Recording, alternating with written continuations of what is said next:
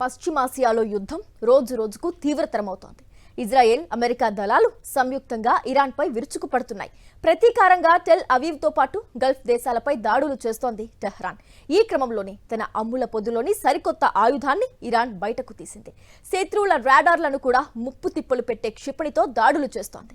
Israel iron dome కూడా అడ్డుకోలేని ఆ missile ఏంటి, దాని ప్రత్యేకతలేంటి తెలుసుకుందాం. ఇదిగో ఇక్కడ కనిపిస్తున్నదే ఇరాన్ స్వదేశీ పరిజ్ఞానంతో తయారు చేసిన సెజ్జిల్ మిజైల్. దీన్ని అషౌరా అనే పేరుతో కూడా పిలుస్తారు. సుదూర ప్రాంతాల్లోని లక్ష్యాలను ఇది సమర్థంగా ధ్వంసం చేయగలదు. చూడటానికి చిన్నగా ఉన్నప్పటికీ దాని విస్ఫోటన ప్రభావం భారీ స్థాయిలో ఉంటుంది.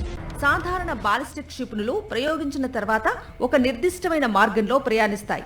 దీనివల్ల శత్రు దేశాల రాడార్లు వాటిని సులభంగా గుర్తించి అడ్డుకోగలవు. కానీ సెజ్జిల్ మిజైల్ మాత్రం గాలిలో ప్రయాణించేటప్పుడు తన దిశను మార్చుకుంటుంది.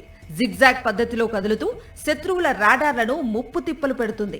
గాలిలో ఇది చేసే విన్యాసాల కారణంగానే దీనికి డాన్సింగ్ మిజైల్ అనే పేరొచ్చింది. ఇజ్రాయెల్ ఐరన్ డోమ్ వంటి రక్షణ వ్యవస్థలు కూడా దీనిని అడ్డుకోవటం చాలా కష్టమని విశ్లేషకులు చెబుతున్నారు. ఇరాన్ స్వదేశీ పరిజ్ఞానంతో రూపొందించిన ఈ డాన్సింగ్ మిజైల్ పరిధి 2000 కిలోమీటర్లకు పైనే ఉంటుంది.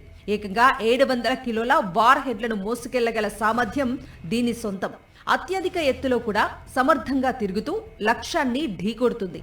ఈ మిజైల్ దాదాపు 18 మీటర్ల పొడవు, 1.25 మీటర్ల వ్యాసం కలిగి ఉంటుంది. దీని బరువు 23,600 కిలోగ్రాములు.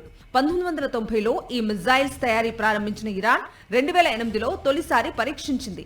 ఆ సమయంలో ఈ క్షిపణి దాదాపు 800 కిలోమీటర్లు ప్రయాణించినట్లుగా తెలుస్తోంది. ఆ తర్వాత మెరుగైన నావిగేషన్ వ్యవస్థలను రూపొందించి పలుమార్లు పరీక్షలు జరిపింది. ఆరోసారి ప్రయోగించే సమయంలో ఈ మిజైల్ హిందూ మహాసముద్రంలోకి దాదాపు 1900 కిలోమీటర్లు ప్రయాణించినట్లుగా సమాచారం. తాజా యుద్ధంలో ఇరాన్ ఈ డాన్సింగ్ మిజైల్ ను బయటకు తీయటం అమెరికా, ఇజ్రాయెల్ రక్షణ వ్యవస్థలకు కొత్త సవాలుగా మారింది.